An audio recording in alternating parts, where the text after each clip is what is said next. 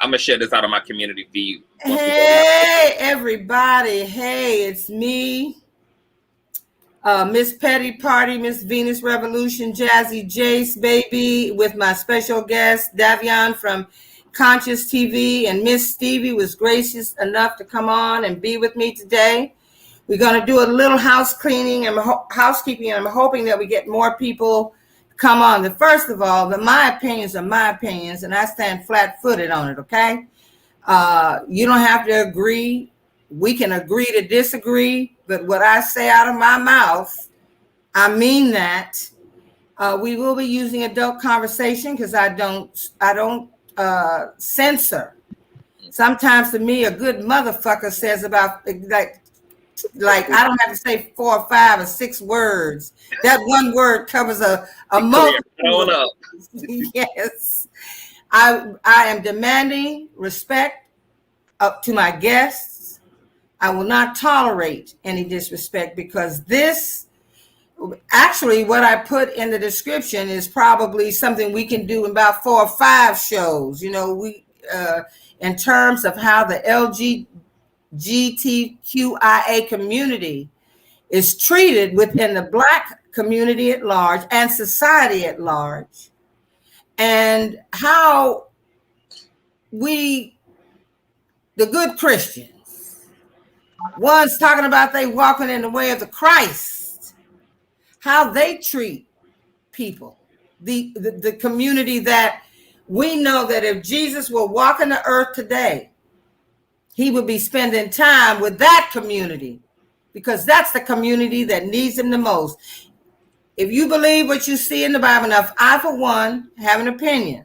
I do not believe that the Holy Bible, the King James Version particularly, is the inerrant word of God, because whenever a man puts his hand to something, it becomes tainted and becomes fucked up, okay? So while I can accept it is the inspired word, I don't accept it as the inerrant word, okay? So that's where I'm coming from.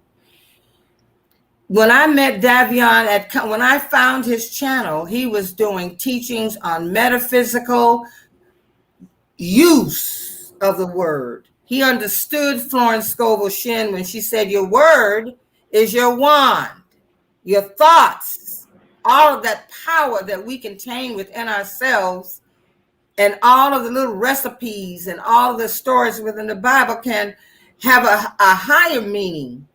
It's not as cut and dry as the dogma of the church would have us believe. So I was immediately captivated. He introduced me to Dr. Larry Reed. To those of you who don't know who he is the roving reporter, baby. He's the one that goes out and reports all the dirt from the church, okay? Because there's plenty of it in the church. You hear me? In the church. Plenty dirt. So I want to thank Red Lentil Healing. I want to thank J-Lo. I want to thank Cynthia Burgess. I want to thank Electra Storm. Let's see who else is in the house. Doreen Arnold, you came first. Colin G, thank y'all so much. And before I go any further, I want to do a shout out to Adrian at Red Lentil Healing. I have gotten my package of those beautiful oils and ointments. Girl, oh, you have become my official sponsor, girl. I'm open up all those bottles and smell that there's something. Adrienne is a Reiki healer. She is a shaman. She is a true healer. She is true to the game. And her oils are put together with that healing aspect. I have received Reiki healing from her when I was going through some particularly painful stuff. And I can tell you that the pain left and I was able to rest. And I got me some Love Come Down on Me spray, girl. I got me a pocket size and a regular bottle just in case I'm out and I see something I need to. Period. You see. So first of all, I want my guests to introduce themselves. Davyon from Consciouz TV. If there's a moderator in the room, would you please put up his channel address there? and Miss Stevie's address there, please do that so that they can find them and show them some love on these YouTubes and Instagrams and all of the things, all the social media. So see, give us a little idea of who you are and what you do. Well, my name is Miss Stevie. I am a talk show host. I am a journalist. I work in fashion. I've been working in the industry since I was 16 years old. I grew up down here in South Carolina. I have two amazing co-hosts. On my platform, we talk about issues that go on in the LGBTQ community, things that go on within the Black community, as well. Makes sense. Also, we talk about pop culture, we talk about fashion, we talk about beauty, we talk about so many different things. So it's multifaceted. So the name of my platform is Style by Stevie. So yeah, that's pretty much about it. Style by Stevie or Style? Because you broke up a little bit. Is it Style by Miss Stevie, or I want to get it right? Style by Stevie. Style by Stevie. Okay. So if somebody could put that in the chat, I would appreciate it. And now to this beauty. I'm always asking them, like, child, where you get that hair, child? Come on, Pastor. It's off of some poor woman's head. Unfortunately, she makes a sacrifice to keep me glamorous, child. No glamorous. I'm down with the glamour, baby. I am down with it. So tell us. I'm going to say what I know about him. Okay. I know him to be a man who is a spiritual counselor. I know him to be a man who stands in his truth. I know that when he comes, as I said last night, I may not agree with him, but what I do know is that he stands in his truth and always offers a compelling argument, another thought. And child, don't get on the wrong side of him, because he'll read you down to the DNA, baby. He will go in. Yes. Okay. So tell us something about you, Consciouz. Well, my name is Davyon, but my platform name is Consciouz TV. I've been on YouTube, I think, about 8-9 years. And like Miss TV, my platform is very multifaceted. We cover celebrity gossip. I don't really like to call it gossip because I like to take the gossip and do something useful with it and make it something of substance and extrapolate lessons out of maybe what's going on in a celebrity situation. We do everything over there from hair reviews. We cover things that are just relevant to the culture. So it's a very multifaceted, it's almost like a mixtape. It's what my platform is. I'm also born and raised in South Carolina, just like Miss Stevie as well. We have the same home state. And life has been interesting as a same gender loving Black male in the South. And those experiences have definitely been eye-opening. Absolutely. Almost disastrous on a personal level. So I'm excited to really be having this conversation, and thank you for having me today. Now, you did a very in-depth conversation about narcissistic behavior, and I remember when we went through with you your husband being locked up, and your ex, I should say. You know, they never missed the water till the well run dry, baby. But we went through with you as you openly discussed how you were feeling at that time, and actually, you really clearly described the behavior and the attitude of a narcissist. And I think one of the things you said is that the biggest thing, or the most crushing thing to the soul of a narcissist, is to say, no, I'm not doing this any longer. So would you like to share some of that? I remember that. I remember that. You know, my heart was like, oh my God. Yes. So I was married. I won't say unfortunately. I was married. This individual was my twin flame. We had been together for 6 years. The first 2 years we spent together on and off. About midway through our relationship, he ended up getting locked up, and he ended up doing a 3.5-year bid, which I stayed committed to him through. That was a whole experience in and of itself. When I first got with him, I didn't know he was a narcissist. I was just really learning about my nature as an empath. And so when I looked at the dynamics in retrospect, total opposites attracting each other. A lot of times what I have learned through opposites attracting each other is that sometimes you do have a overt situation, so it looks like it's opposite, but it's really not. It's the same thing in all reality. But then there's another side of opposites attracting, which is empaths and narcissists kind of represent each other's alter ego. A lot of times empaths have a fantasy of wishing that they could be the person who doesn't care, because caring always gets them hurt. Being sensitive always leaves them on the shorter end of the stick. And so there's a fantasy and a need for like a level of strength that empaths don't feel they have.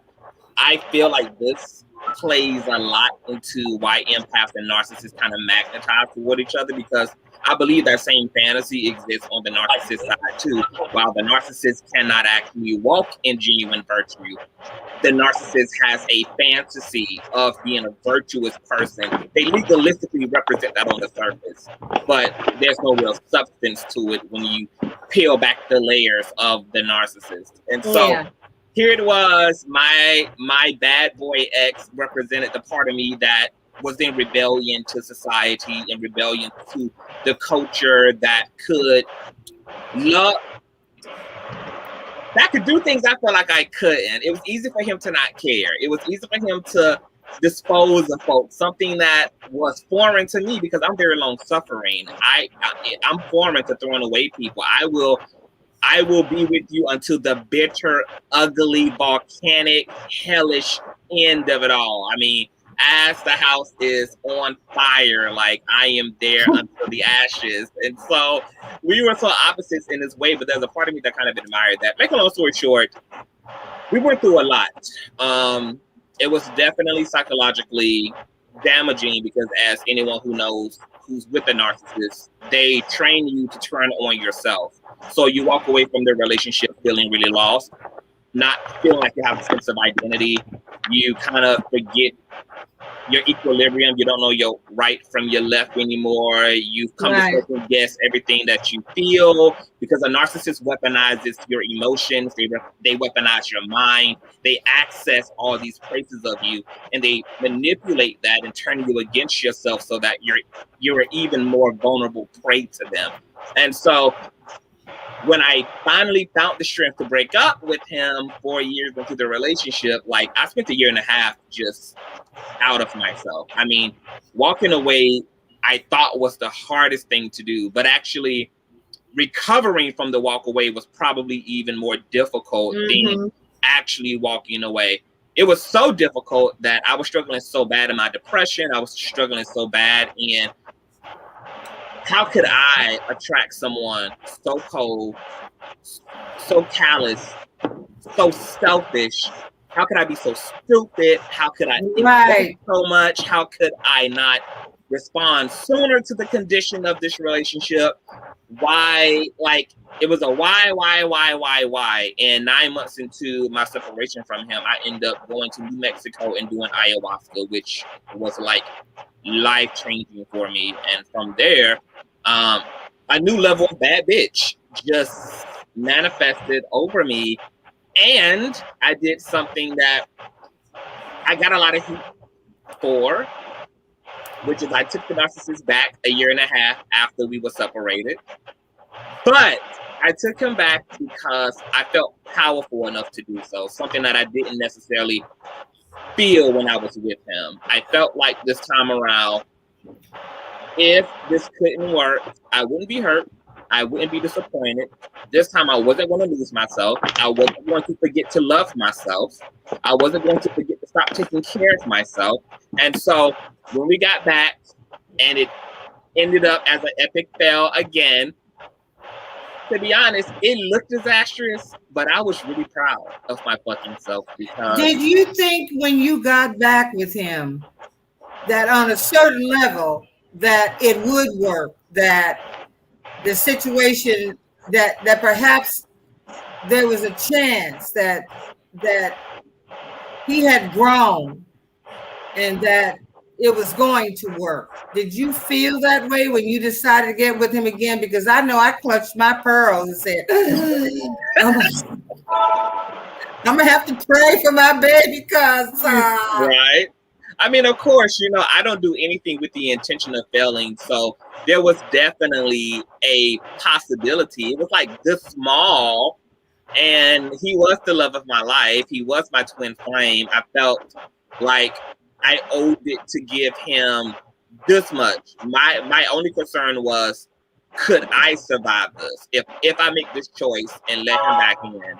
Because when we broke up for a year and a half, he was running behind me consistently for a year. He's still on my ass now, even after the breakup since the last May. So of course I felt like there was a small possibility, but that's why it was easy to move on when it didn't work out the second time around, because I didn't have my hopes up. I wasn't fantasy driven. It was taking it day to day. I'm really giving you the opportunity to show up the way that you say you can. This is really more so for you, more so than it is for me. Of course, I hope that you can do this. I love you enough to give you this chance. I'm in a situation with myself where I can survive being disappointed and just not working out. So it was it's gonna be what it was gonna be attitude for me. That's why when things imploded between us the second time around, it was so explosive for him, because he had never seen that much control and that much self-preservation from me. He's used to me making my life about him. He's used to me catering to him. So when I wasn't as subservient, when I wasn't such a yes man this time around, when I wasn't giving him all of my time, he could not interpret that in any other way other than I must be cheating. I must have there must be. It couldn't be because I'm just powerful enough. I'm just powerful enough and know myself enough to have a healthy relationship to you. That couldn't be a possibility. No. This strength had to be coming from somewhere demonic. It had to be because I had other men in the bag, and so he didn't get it. But yeah, a small chance for sure, and I don't regret it. Like, as crazy as that is, I just don't. I think even for me, like, I'm able to sleep more peaceful at night knowing that I've given that situation all that I had to give it. He blew it. I am perfectly at peace with that. That's right. Relationship. I'm in a healthy relationship now, and I mean, it was an epic learning lesson. So it really was for all of us. Because, can I say this, Miss Jace? I don't recommend it. I don't recommend anybody. I don't recommend anybody giving a narcissist a second chance. I technically should not have, but I did. If you do, my only feedback is, please make sure that your self-love is real if you go back into that situation. A narcissist is going to come for your ass the second time around for sure. If he didn't get you the first time, if he or she didn't get you the first time, they're banking on really hauling off on you and attempting to do you in a second go around. So the second fallout will be even worse than the first time. But if you go back in, all I can say is make sure that you have you, mind, body, in order. You will need that.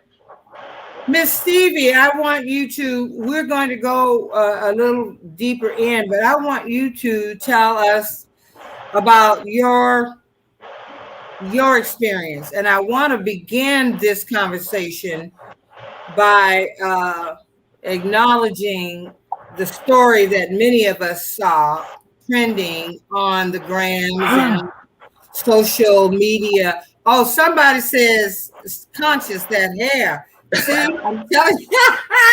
See, about the 10-year-old little boy, 10 years old, who referred to himself as a gay ass bitch. Now, I know that for him to have even spoken that way, that is what he had heard. He had heard that from his mother, from his mother's boyfriend, from his siblings. He'd heard that. However, I have talked many a woman's baby off the brink of suicide because the families would not accept them. And while my babies have gone on to become successful advocates for the community, I mean, just beautiful people, the one thing that has traumatized them the most, or the one thing that they yearn for the most, is acceptance by their families. Now, in your experience as a trans woman, as someone who has you obviously had to go through some steps or some internal work to finally say, this is who I am. And I'm wondering if you would be willing to share with us what you've experienced from a child to you coming to the revelation that this is who I am. This is who I am created to be. Do you mind? No, ma'am. I don't mind. I discovered my truth at the age of 13 years old, and I knew that something was off because my mom, she asked me, I came out at 13 years old, to be more precise. And I noticed that something was different about me because I noticed certain things. I was attracted to women before I became attracted to men. And as I progressed throughout the years, throughout middle school, going into high school, that's when I fully accepted who I was and blossomed throughout the years. But it has definitely been challenging for me because, for one, my father doesn't really condone it. I have a brother in New York that is gay, and he worked with a major. I can't release that, but all I can say, he's worked with a record company, and my father accepts that. So when it comes to toxic masculinity, you can be macho, you can be gay, and you can be macho and fit in with the boys, but you can't be feminine or trans or, non-binary or intersex. You can't be any of that. We don't mind you being, gay. Just don't, be feminine like a Billy Porter or a Lil Nas X. Don't be like that. Yeah. So I work so hard advocately to speak about a lot of this on my platform when it comes to Black toxic masculinity. So I definitely was triggered watching this video because I was this little boy. And I remember sitting on the couch in the living room in our house and getting a math problem incorrect. And my father smacked me in the back of my head. So that definitely resonates and triggers with me a whole lot. And I've never really talked about the abuse that I've experienced during my childhood. This is my first time kind of opening up about it. And I thank you for that. Yeah. So that's just a little bit of my experience. I was teased all throughout high school, all throughout middle school. But when I got up into like my senior year, that's when I developed the backbone. The person that you see, the persona that you see on Style by Stevie, that strong, tigeress, that ferocious, Conscious knows, that attitude, that sass. Mm-hmm. I think she froze a little bit. She might have a call. She froze. Just like there you are. Yes. I was saying that this attitude that people see, this always have to be on guard, fierce, always going at it, going on somebody's, keeping your foot on what we like to say, keeping your foot on someone's neck type of attitude. Because I'm also a Scorpio, and Scorpios were fiery. So my mom, I guess I inherit that through her, where when it comes to fighting for someone that I see being mistreated or just standing up for what is right. My mom instilled that into me. Until this day, she's very accepting, very loving, very caring. It's always good to have family members who love and support you 100%. And I'm so happy I'm at a place in my life. Hold on, baby. Happy. Go ahead, I'm sorry. Tracy with the T. you will either be a respectful human being or you will be banished from this particular topic. It's not about what you see. She says, you know, I don't see a she. I see a he, so how are you trans? That's not a she. Sometimes you have to look beyond what you are hypnotized into seeing and look into the Holy Spirit, look into the spirit of a human being.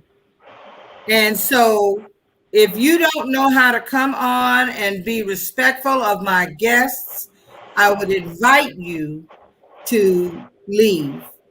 Or I want to say this too. I don't think that's the actual content creator. I think that that's actually a troll page of.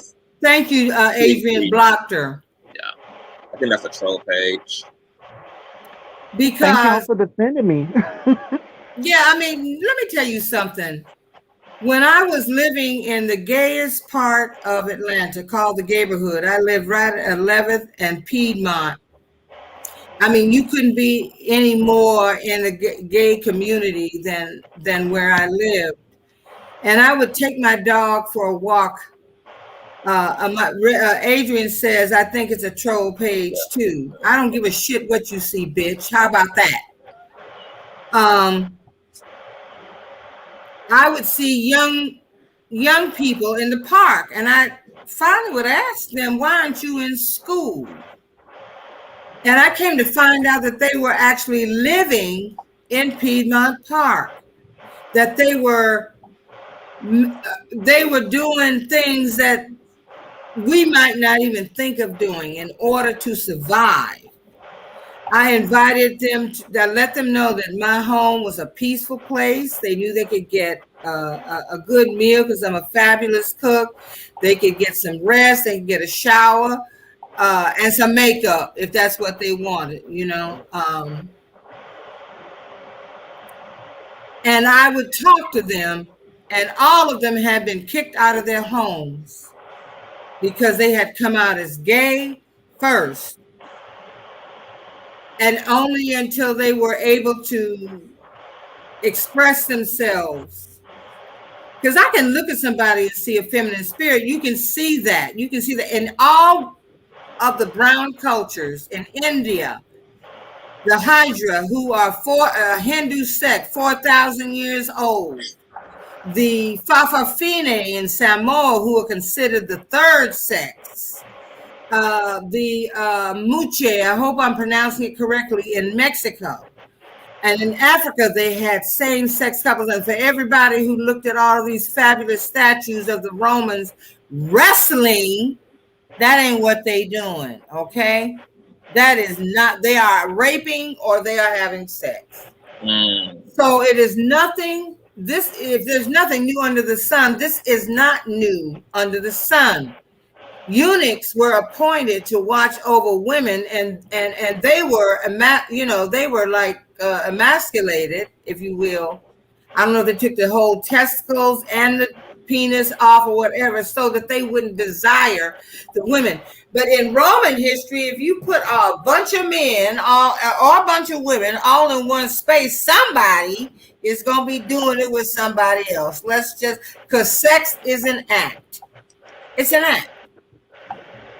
And within the creation, even though there would be those Christians who would argue with me, when in Genesis 1 it is said, let us create them in our image, hey, that said there's a whole bunch of people, a whole bunch of spirits that wanted to, that allowed us to come through and breathe life and the God into our lungs. But I was also hurt by this little boy and the humiliation that his family took him through. That bothered me to my heart, because I had to, these young men, it didn't matter how many people within the community embraced them. They enjoyed the support, but they all wanted to be loved by their mothers and their fathers, and they were all kicked out of their homes because they had come out. And I had to ask myself, how can you carry a child? How can you, as a woman, have a child and not love your baby? How could you not? Is Tracy still in the room? She says, how the fuck is that she? I'm not going to live for nobody. It's a he. End of story, you dumb bitch. Well, you know what? I would just turn that back on you, honey. You the dumb bitch. Because you should be coming here trying to learn something instead of going in and causing judgment. Fuck you, bitch. Get the fuck out of here. Somebody block this bitch. You don't She call, doesn't you even don't show her come on face. platform So I'm not calling going me to a argue bitch. with somebody who doesn't I show their will face. acknowledge when I'm being one, but you don't get a chance to come to my platform and call me names and call me dumb and all that. No, you're the dumb bitch. You the dumb bitch. You stuck in your way. And you can call me hoes, you can call me all of that. Because it says more about you than it does about me. And yeah, I stand in my shit. Get her the fuck out of here. Somebody block this bitch, this dumbass bitch. I have asked you to be respectful.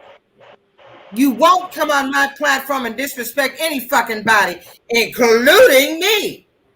So you can go somewhere else and watch something that is more in line of how you think and how you feel, because it's hateful. It's hateful. So continue, Miss Stevie. And the gaslighting is still going on in the comments. Where's the I think moderator? that Somebody said they had blocked her, I think and that I only, don't know how she managed to come back in, but we're not going to give this bitch no air, okay? Yeah, Because I don't. I've been called a bitch so many goddamn times. Miss Carmen McCrae told me a bitch is a babe in total control of herself. They can call you a bitch because if you're the one paying the band, yeah, you are that bitch, okay? So thank you. God damn it. So that I, bothered me when I saw that little boy, simply because I couldn't believe that his mother would allow that to go viral. That they thought it was all right to shave his head and to carve gay in his head. I whatever he is and whomever he is, I would rather have my baby be alive than to be thinking suicidal thoughts because my mother or my father don't accept me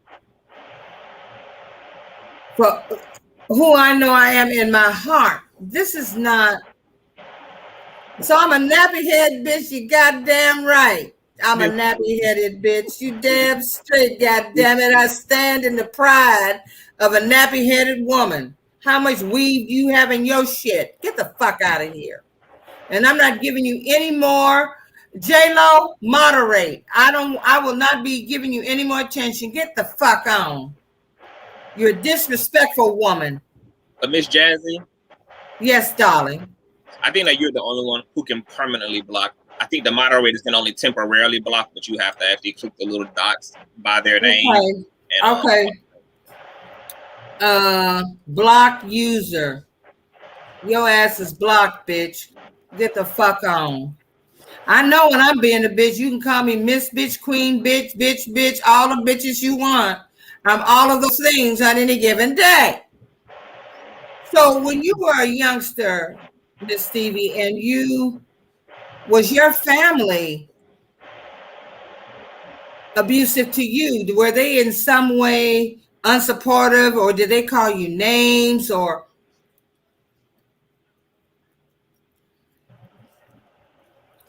there we are. We went out for a sec. Yes, ma'am.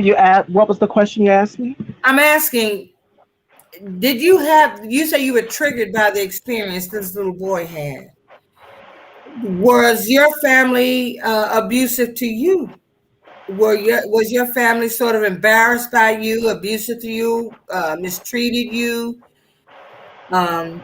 if you wouldn't mind sharing, was that part of your young life?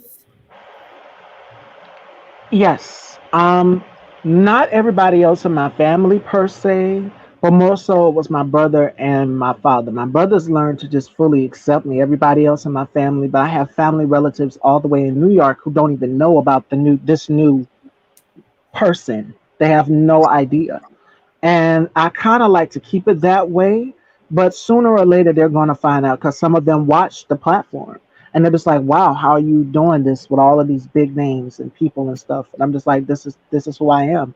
It's been destined to come out for years. I can't hide it. What do you expect me to do? Stay in the closet all my life?" But it's been more so my father than anything. My mom has been very supportive and I'm so Mhm. close with her. I love that woman to death. I even brought her on the show. What was it? Saturday? It was Saturday or the Friday that I brought her on the show. But she's not really a person that likes to be out there like that. But my mom has been very, very supportive. But my father, 70 years old and still set in his ways, just like that Yeah. girl that was in the comments. That's so irrelevant with the no face showing on her videos. But I'm not gonna address her.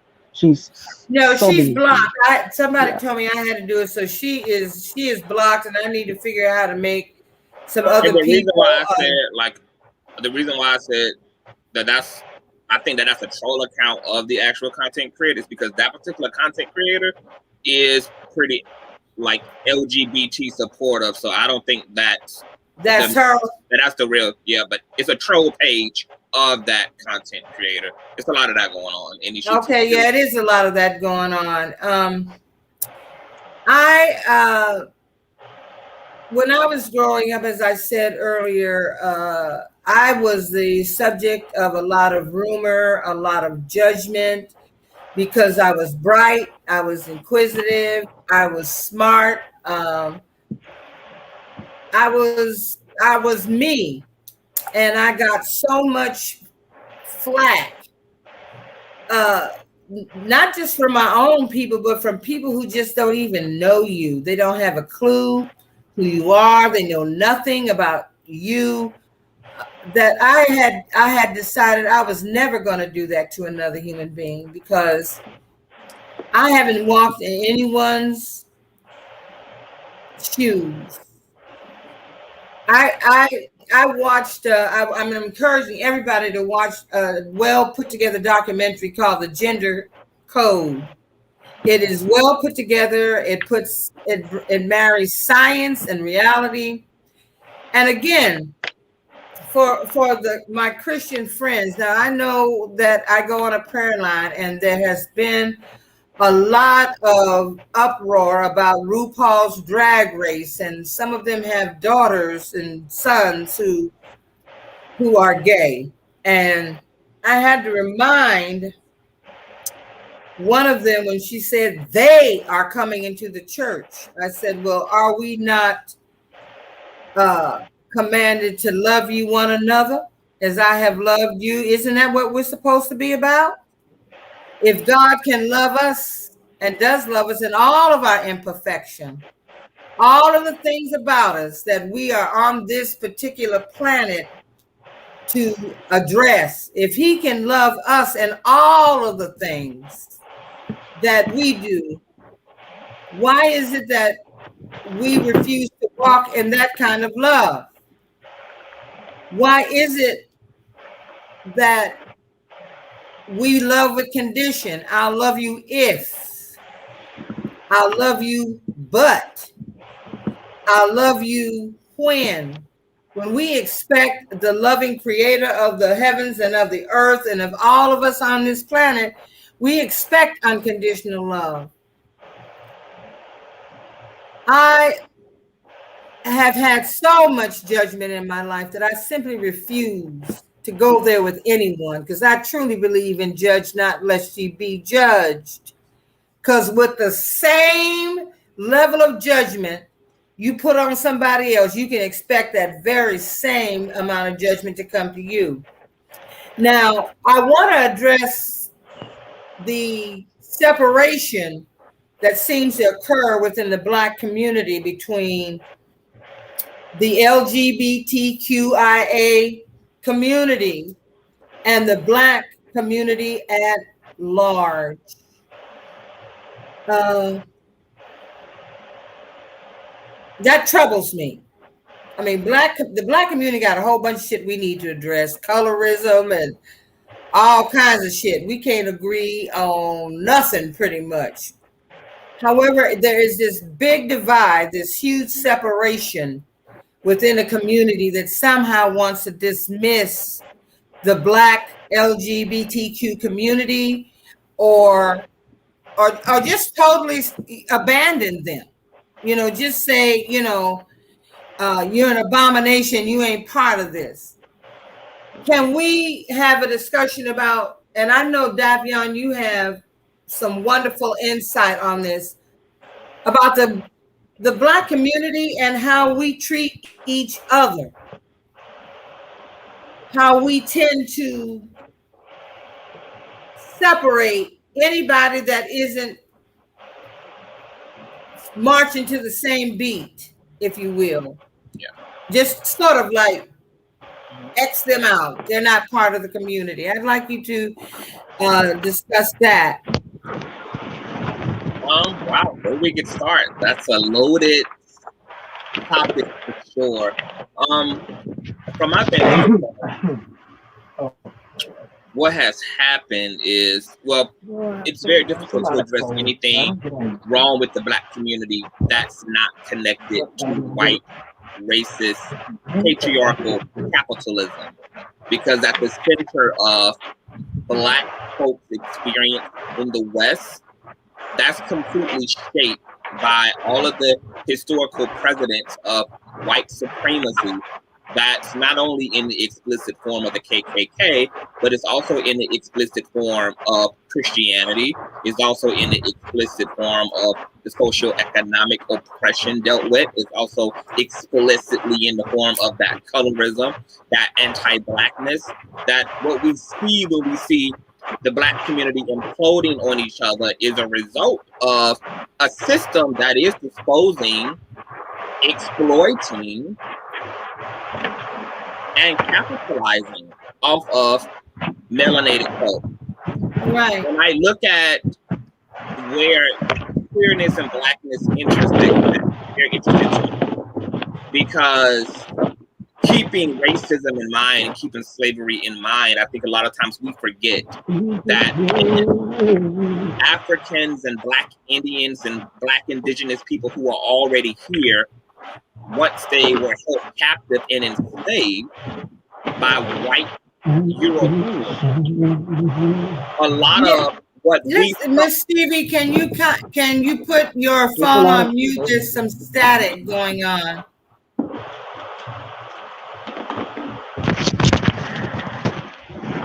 I think she's doing some moving around. Okay.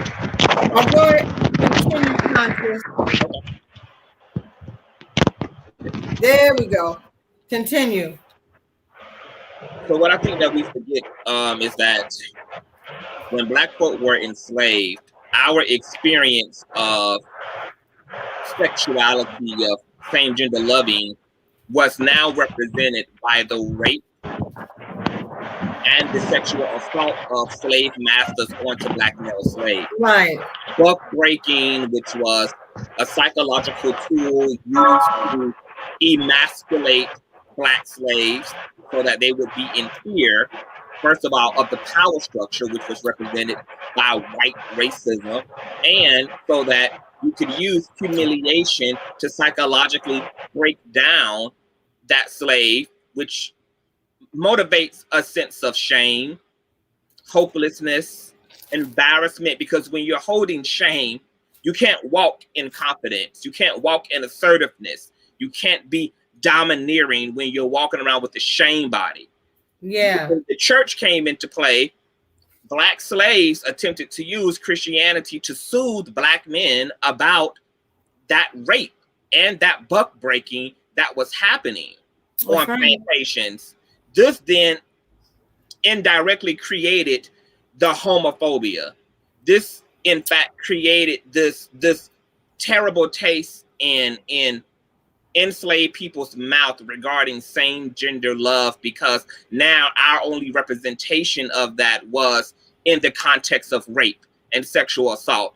The church never recovered. The church tried to use Christianity and use anti-same-sex rhetoric as a way to protect Black men from what was being done to them, by what was happening to them.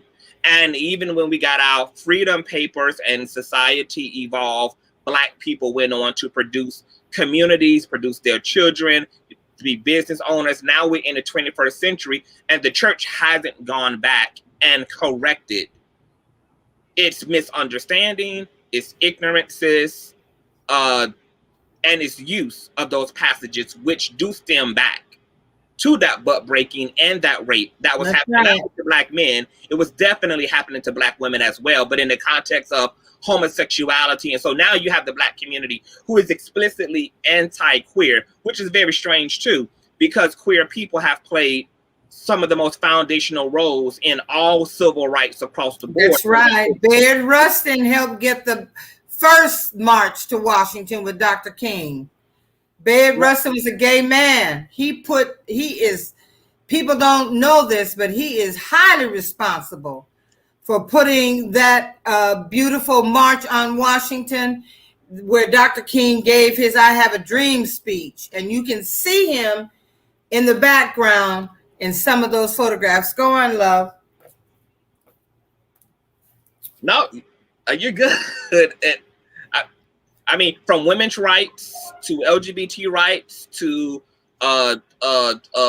racial equality, queer, trans, lesbian, homosexual men and women have been foundational to the freedoms and the liberties that we benefit from as Black people today. But that history isn't told. But this is also why you hear a lot of our own people saying that that's white man behavior, transgenderism, homosexuality. This is European shit. What they're referring to is that initial experience of same gender, everything on the spectrum outside of the binary.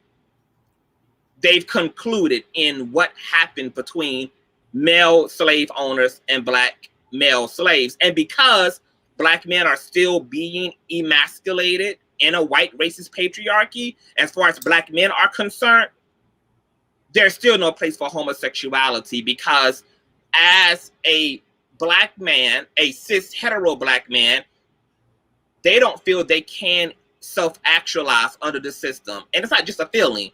They can't. The system is anti-Black. The system does not love or want Black people. So Black women are being destroyed by that system. Black men are trying to cope with that. Even the birth of explicit rap and hip hop culture was a contest against police brutality. It was a contest against a system that they feel powerless in. And so because Black men don't have a true sense of masculinity, Black men oftentimes feel they have to overcompensate in masculinity, and their only reference for power is white patriarchal power. This is why a lot of us millennials call a lot of Black men today just the white.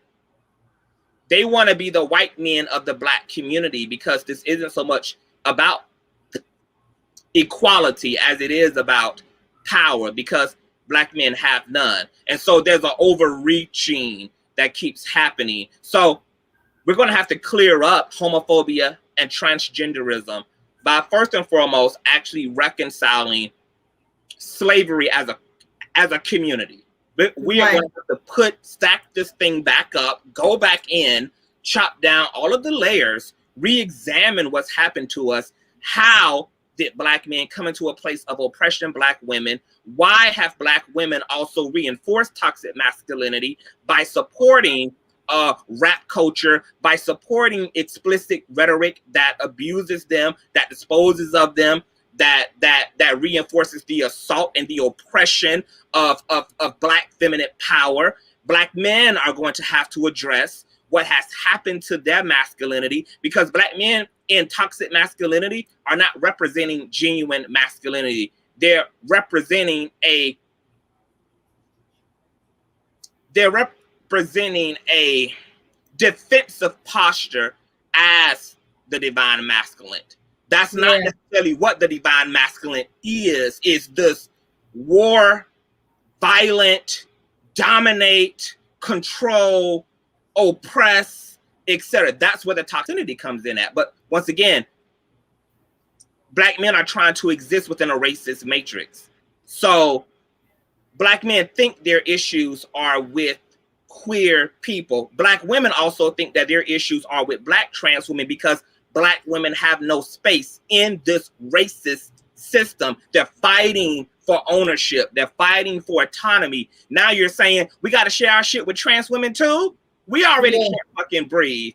I already don't feel adequate as a woman. And now you want me to make space for trans women. And so sometimes Black women confuse the fight. The fight ain't with trans women. The fight is with that racist, oppressive system that's not giving any of us room to breathe or to flex or to self-actualize. And so now we're seeing our own people fight amongst each other, kill each other at some attempt of freedom and liberty. And we're taking our eye off of the real enemy who is outside of us, not within us. But if we don't address that, that enemy will become us fully. Oh, yeah. You said that. I love it. Thank you so much, because I know that to be true. We have Black men who go on social pages and stuff, and they have a whole lot to say about Black women and how they act and they nappy heads and just putting down Black women when your ass was squeezed out from the thighs of a Black woman.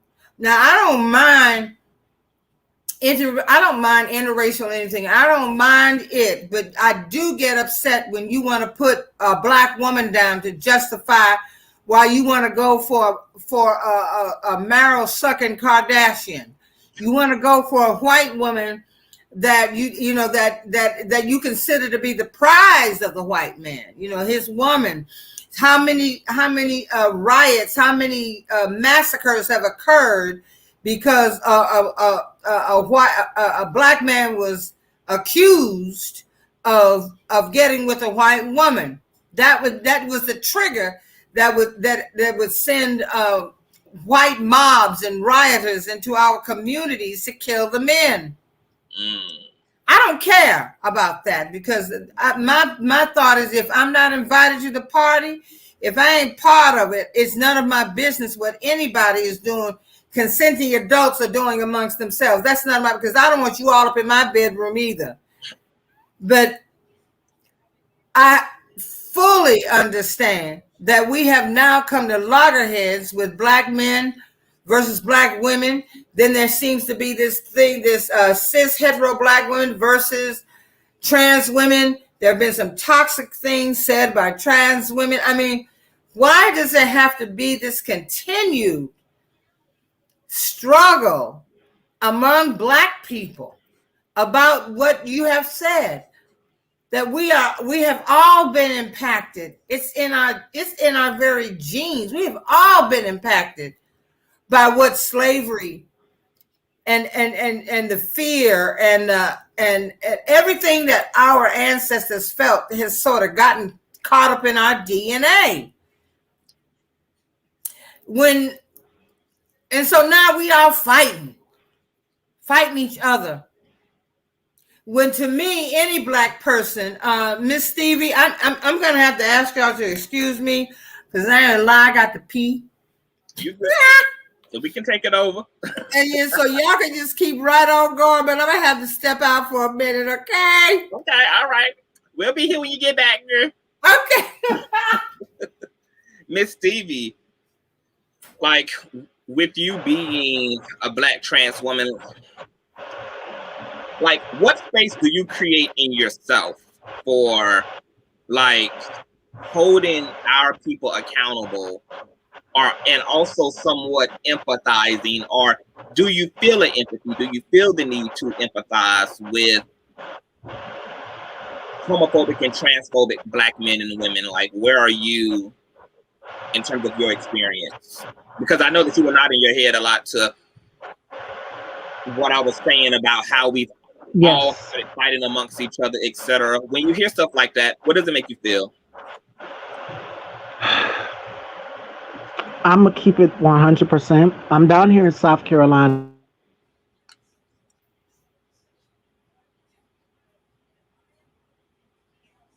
I think your phone had broke up, boo. If you can even But hear to the me. black. Yes, I'm back. I'm sorry. Hey, you Yes, back. I was saying that this book has been divisive not only to the black hetero community but to the black LGBTQ community as well.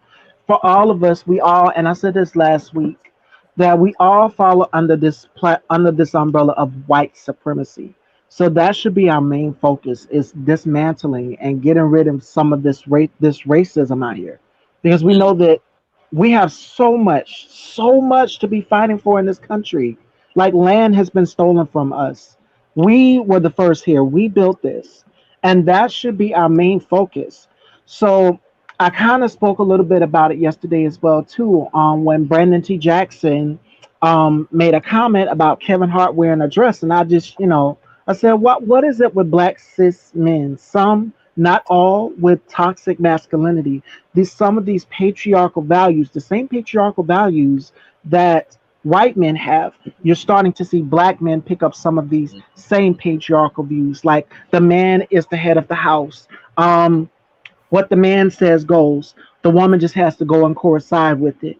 Even when in real estate, I've seen that as well too. Like, I have a girlfriend who works in real estate, and she said that the wife really didn't know what she was asking her. So she said, you know what, I'm gonna wait till my husband get back. So these patriarchal views have stuck with us for years. 600 years of oppression. So we need to dismantle it because it's dangerous to us. And I'm not I'm not really a big religious person like that. I do read my Bible, I do pray. So I do what I do at the end of the day, and that's to any person in the LGBTQ community. It's harmful and it's dangerous to us. This book that upholds these values, that upholds, oh, if you don't do this, you're going to hell. You're going to hell. If you wear your nails long, you're going to hell. If you wear this, you're red going to hell. lipstick, girl, and red fingernail polish, you're going to hell. Right. And it's just like, be damned if you do, be damned if you don't. What can't we do? I mean, well, if me living my truth and coming out of the closet means that I'm going to hell, then baby, I will take my first class ticket right on straight to that motherfucker and strut in my red bottoms. Do you feel me? I know that's right.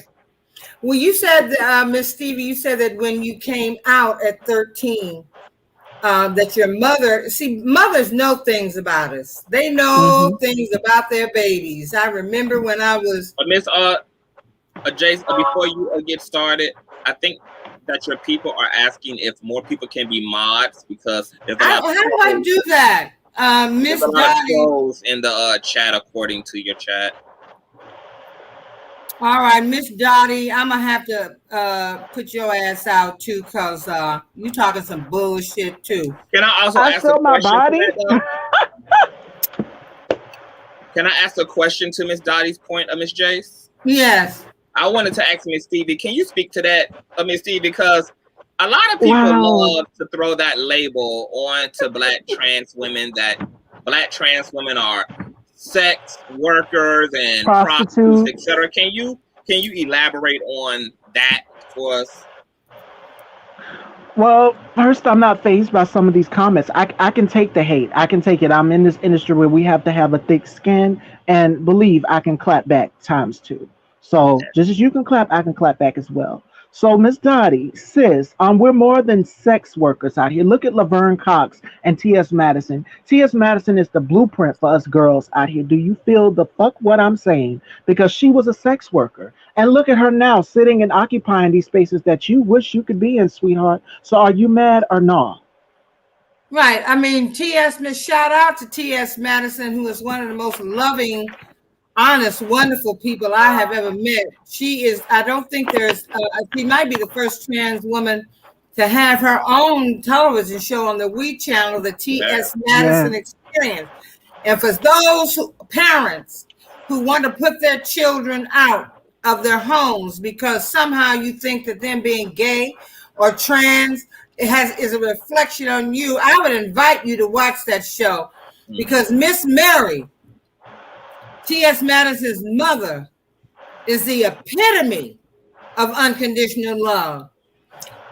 She loves her child. And it was more important to her that her child would be safe, that she would know where she was, that she would be there to support her. It had to be difficult for her to see her son transition into a woman. But she didn't stop loving her baby.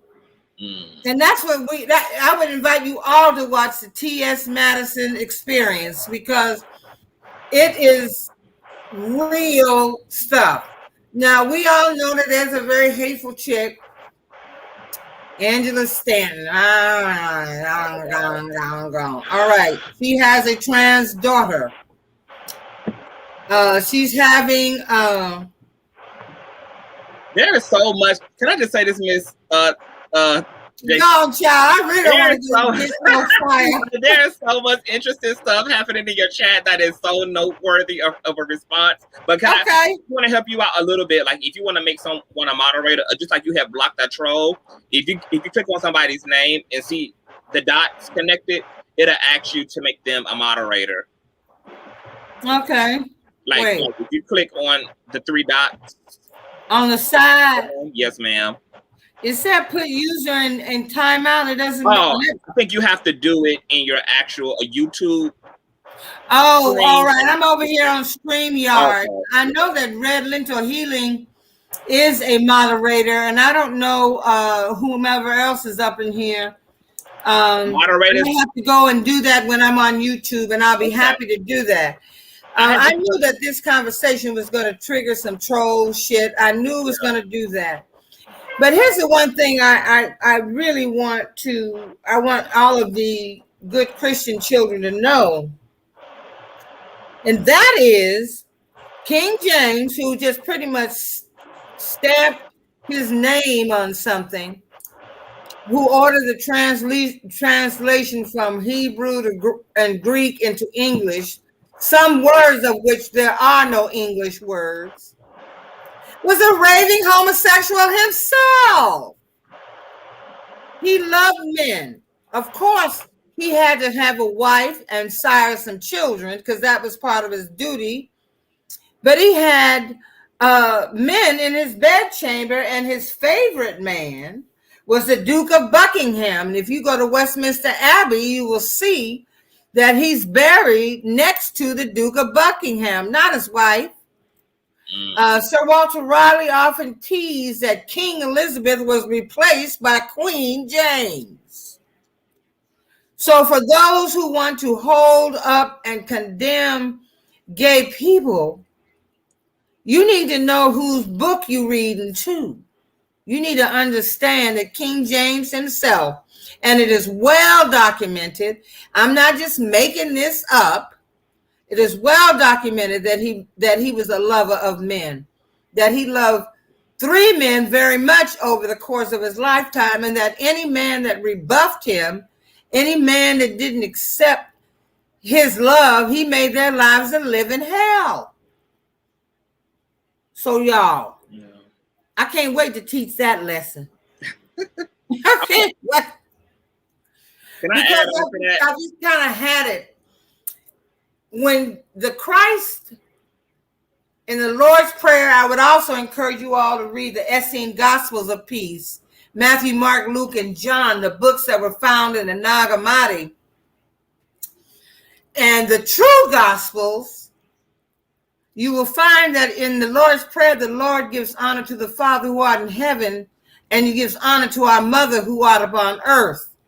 A lot of what we see in the King James Version has been abbreviated and left out some shit, as heretical. Any talk of angels and conversations with angels. Like, a lot of stuff about that Bible, to me, is so biased. A lot of it was written because the Roman kings who thought Ethiopians were gods. That's why they spent so much time in Ethiopia. That's where they get this notion about masonry, and they can only go up to a certain level because they weren't invited into the temple of the Masons. So they only know so much, only what they can overhear, They weren't invited to come in and learn what true masonry is and the levels of spirituality that those black folks, those black people know. We didn't come to this country without any knowledge of the spirit. Some would argue, well, you know, the indigenous people give onus to the water and to the earth and to the sun. Well, of course they do, but they all acknowledge the great spirit or the great God. They don't. That's a whole nother conversation, and we gotta have it. Look, I'm gonna be honest with you, Miss Jace. I want to be honest. The only part that the writers of the Bible got right, in my opinion, in my experience, was the whole story of Christ. I think it's very interesting that in the West, or even globally, people call themselves Christian, but are not exclusively focused upon Christ. A lot of the ills and the disrespect and the violence and the usury of the world would be completely dissolved if if Christians focused on Christ. They don't want to be focused on Christ, even though Christ is happening explicitly right in their face. But there are other parts of the Bible saying, slaves, be obedient to your master. Or that this is the judgment for a woman found in fornication or not to be a virgin on her wedding night. Here it is. You have Christ dissolving all of that legalism and saying to love thy neighbor, saying greater love hath no man that he lay down his life for his brother. That you are forgiven. Go sin no more. Where is your accuser? Like, you have Christ walking in that example. Christians could clear up their behavior and conduct real easy by just walking in the example of the one they call Lord. They call him Lord. That's right. You call him your Lord. So that's your example. And, you know, but just to piggyback just a little bit, there was someone, I think it was Miss Dottie, who spoke about trans women and being a women of the night, etc. That very same rhetoric is exactly why a lot of trans women have been forced to be sex workers. It's because they can't get hired as their identity. They can't occupy traditional jobs in their truth, and yet have to provide and make a means for themselves. Those same people like Miss Dottie are the hiring managers that trans women are being denied from when they're trying to apply for conventional jobs. That workplace discrimination is exactly what the hiring managers, the supervisors, etc. That's right. Mentality in corporate America. And so it's fascinating to me that trans women get blamed for the things they have to resort to, and we still keep missing why that is. You can't just look at what people do. If you want to be a compassionate person, how you practice compassion is by evaluating why, because the why is significant. The why creates context. The why discerns what the root issue is. I can go out and say, if my teenage daughter is being promiscuous, I can just call her a whore based off of her behavior. That wouldn't be too counterproductive. What would probably be more counterproductive is asking her, why are you behaving this way? That reveals a whole lot of nuance in terms of what you're using sex to express, what you're communicating through being boy crazy. If there's underlying issues that you're using sex to numb, the same way people use drugs. And so the compassion is wrapped up in why. So you can't just observe trans women being streetwalkers and prostitutes and just say all a trans woman is a prostitute and not address why are trans women in large numbers, because Black trans women oftentimes they are expressing that they've had to be reduced to sex work because they can't get work. T.S. Madison had a whole story of her trying to walk in a call center. Motherfuckers was endangering her life every day by outing her gender identity, by sharing what she wasn't even sharing on the job, putting her safety in jeopardy, putting her livelihood in jeopardy. And so, once again, the education piece is really necessary. But really, you could educate a lot of our Black folk, and they still wouldn't be here for it, because they also believe that God feels this way about the LGBT That's right. community. That's right. So it really doesn't matter how dignified, how upright, how ethical, how moral, or how contributing someone of the community has been, because ultimately I feel okay in my privilege, in my Christianity, to abuse you in this way because my God says that I can. This is what makes religion dangerous. This is why I peel back to, yes, you can get away with that behavior when you justify it maybe through the teachings of Paul or through Moses or through plenty of other people. But y'all know y'all will have to shut the hell up and address that language and that attitude and that behavior if y'all stick to y'all Yahshua. Christians are not attracted to Jesus. They're only attracted to him as a savior, but they're attracted to the Bible because the Bible allows them to be egoic. The Bible allows them to be abusive. The Bible allows them to be oppressive. Strip that Bible down, bring it back to Jesus, and then see how much violence and unkindness and all of the bull crap that people justify in the name of God will be able to get away from. But I don't even think this requires religion. My attitude is extend whatever your happiness is to other people. Like, if you have a right to be a Christian, right, that should by default mean you give right to someone else to believe whatever faith they want to believe in. Buddhism, atheism, etc. If you are a free human being who can wake up every day and dress the way you want to dress, that by default should mean that you stand by the rights of other people to show up how they want. If you exist within the space and get to love and marry and be romantic and sexual with who you see fit, that should by default mean you stand behind other people's right to lay down and to get up with anyone they see fit. This doesn't require a Bible. This requires simply being a sensible, mature-minded individual who is saying, I'm going to be fair in this world, and whatever the hell I can do, I'm going to justify other people being able to do. If I can get up and wear what the fuck I want to wear and suck on who I want to suck on and do what I want to do, everyone else has that right, whether I like it or not. I don't have to like it. Or whether I understand it or not. I don't have to like it. I want to address Jaconda Thomas. So you saying you do acknowledge there's more than one God. Well, no. I know that there is one creator. When I was talking about indigenous people and how they give thanks to the water that they drink, Native Americans, the First Nation people, would often hold up their water to the sun, to God, and ask that it would be a healing elixir unto their bodies. They thank the soil for the fruit and the vegetables that come out of the soil. And again, if you read the Essene Gospels of Peace, Jesus equates our bones to the rocks that exist in the earth.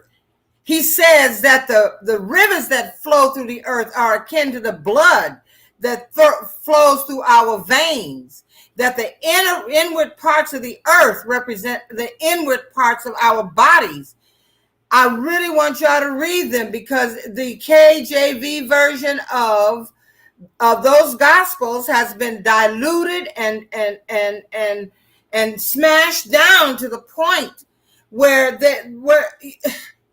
it just, to me, has bastardized what those gospels mean. I love the Bible. I read it. I love Jeremiah, Isaiah. I love the Psalms. There is a word in all of it. I love the Bible. And I love, when I ask for something, I ask in the name of the Holy Spirit, because if I'm going to read cards, if I'm going to throw room, whatever I'm going to do, I want to make sure I'm connecting with the highest source that I know to connect with. Because human beings, especially when they're all in their conscious mind, can call up any low-level energy. any low-level spirit. Because is it in Ephesians or Philippians that we fight not against flesh and blood, but against powers, that stuff that's in the air looking for a host, you know? And I also want to say that when the Christ came, he did not come to start a religion. He came to show us how to live, how to love, how to treat one another. He came in the form of unconditional love. And that to me is one of the hardest lessons that Christians have to learn. That I don't have to like what you do. I don't have to understand what you do. But I must at some point be able to get to the point where I can love you as the Father loves me. He you know, when Jesus even uttered, if you read Emmett Fox, he says when Jesus uttered the words "Our Father" in the Lord's Prayer, he crushed all of that theology that said there was a tribe, there was a people, there was somebody that was over somebody else or better than somebody else. Yeshua left no one out. He didn't say "Our Father" to the ones that are only with me and hanging out around me. He did not do that. He embraced everyone. And if we believe the stories of Abraham having a child with Hagar, the Ishmael, when she was when she started taunting Sarah, because you can't have no babies and I got this son, and she was sent away, and an angel came to her and said, "You're going to have a son who is the father of a mighty warring nation." Now that says to me that that Ishmael and Isaac are half brothers, that there is some unity between the Holy Quran and the Holy Bible. If you read the Quran, Muslims revere Mary. They revere Jesus not as the Savior, but as a wise man on the level of Muhammad. We need to stop thinking about the differences and think more about how much alike we are. How can I not feel some kind of way when I hear that a transgender woman, a black woman, has been killed by somebody or beaten down by somebody? Because the myth is these women are going out and tricking men. Now, I don't know anybody who's going to put themselves in that kind of danger. I just don't. So that is a common belief. Oh, she misled me. I didn't know she was this. Yeah, you did. Yeah, you did. You a lying ass. Yeah, you did. I don't know anyone who's going to purposefully put themselves in a position where their lives are in danger. But here it is, Miss Jace. It does happen, but it doesn't happen at the rate that heterosexual folk, because that's all it comes down to, like, which is the problem. Of course, folk lie.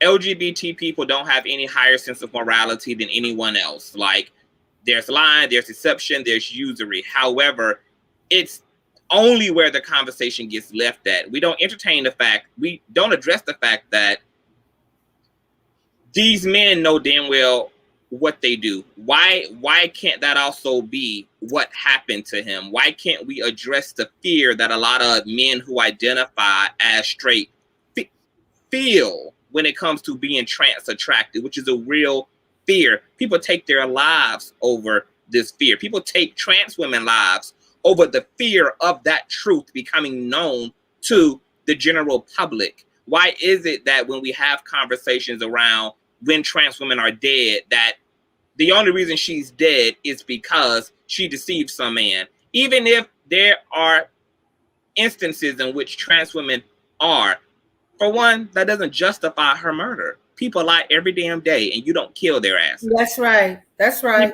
People deceive every damn day and you don't. But the fact that a man would take a trans woman's life over being deceived should not tell us more about the trans woman than it does about the toxic culture surround that man exists within, that would make him feel like his identity sits on the precedent of conquering women, not trans women, not men, but women as a sexual conquest. And to not address that is missing the bullseye by far as a society. We never deal with the root of Miss Jace as a collective.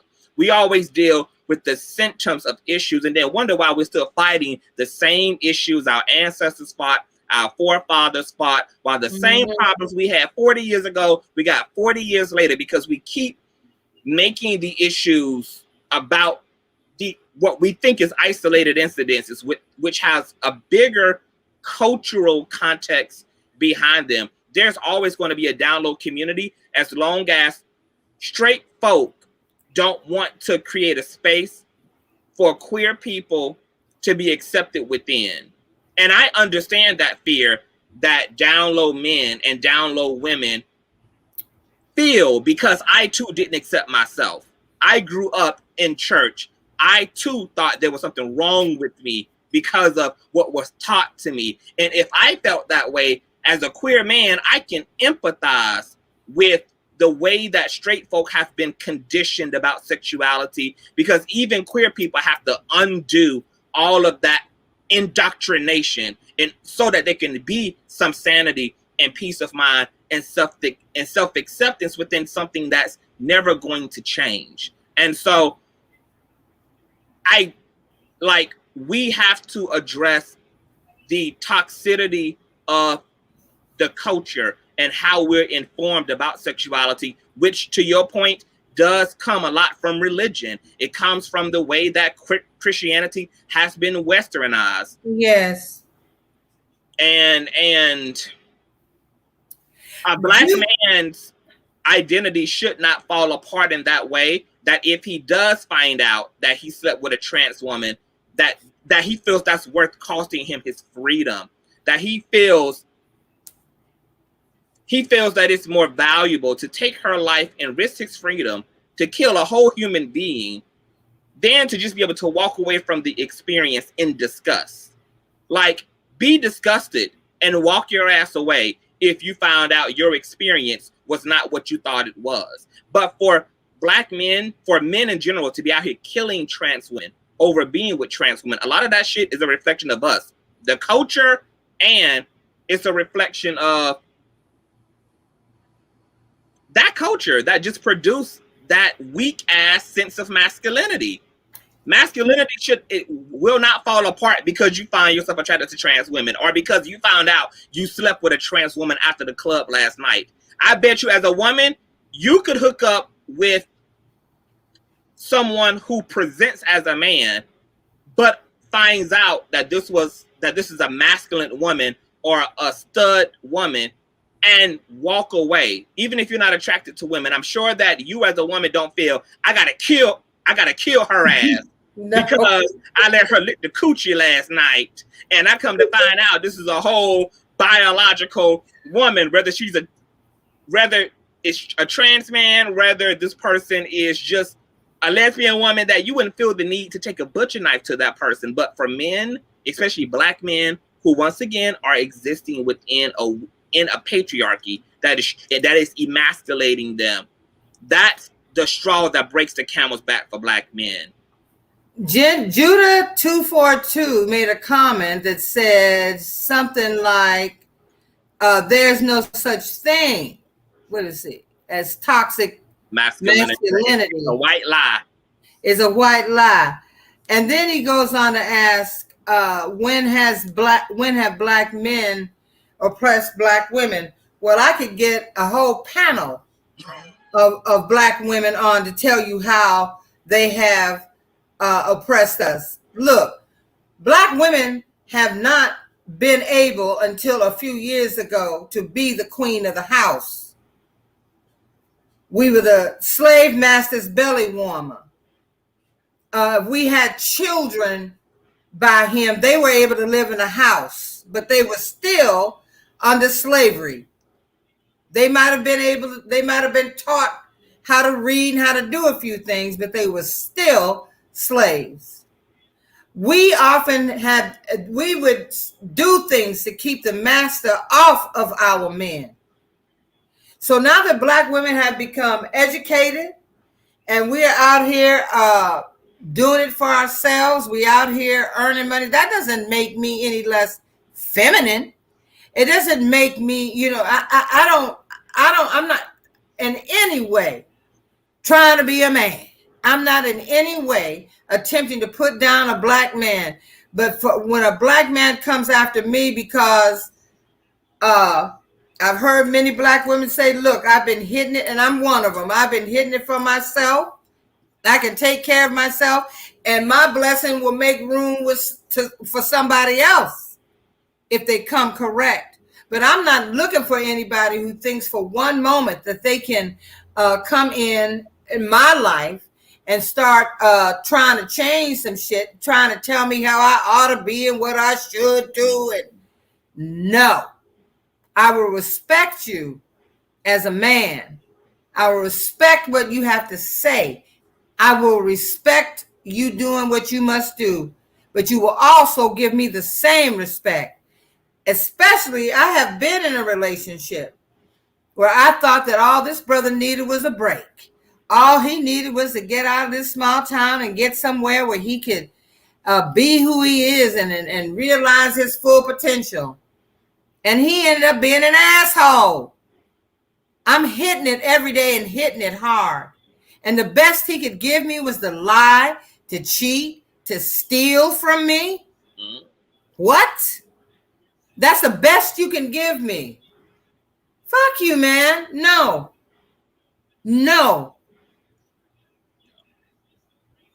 I am not that girl. I was a people pleaser for too many years of my life. I gave up coochie because somebody took me out for dinner and they spent some money and they felt like, I call it sympathy pussy. I gave up enough of that. I don't do that anymore. Amen. It's work. I didn't really dig anything they did, but it's like, no more. I must be happy.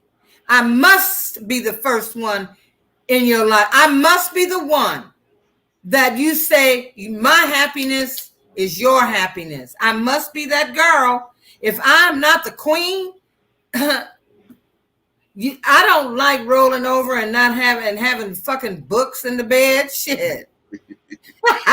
Having my office on the side of the bed, reading books and taking notes. That's not how I want it to be. But I will not sit in judgment of anyone else. And I really wish Christians could get over it. If we are commissioned to follow in the steps of the Christ, our biggest commission is to love you one another as I have loved you. Not take it into it, not putting somebody down because they do something you don't like or you don't understand. I'm coming from a place where I have been judged all my fucking life by people who didn't know me. I have had women try to attack me because they tired ass men wanted to get with me. What am I do with your tired ass man? Hell, he ain't no good to you. It makes you no. You got me confused. Why would I do that?